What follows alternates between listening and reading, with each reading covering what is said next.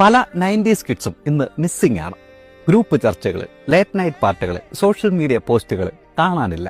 ഇവരൊക്കെ എവിടെ പോയി? എങ്ങും പോയിട്ടില്ല. വെറും മനഃപൂർവ്വമാണ്. 10-35 വയസ്സായി.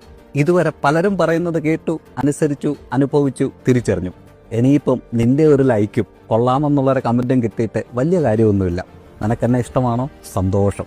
ഇഷ്ടമല്ലേ? വളരെ സന്തോഷം. രാത്രി വൈകിയുള്ള പാർട്ടികൾക്കാരും വിളിക്കാത്തത് കൊണ്ടല്ല, അടുത്ത ദിവസത്തെ കഷ്ടപ്പാടിന് അത് വರ್ತല്ലെന്ന് തിരിച്ചറിഞ്ഞതുകൊണ്ടാണ്. പ്രണയമോ പ്രപ്പോസലോ ഒന്നും വരാത്തത് കൊണ്ടല്ല, മെസ്സേജ് അയക്കാനും കൊഞ്ചിക്കാനും ഒന്നും ടൈമില്ലാത്തത് കൊണ്ടാണ്.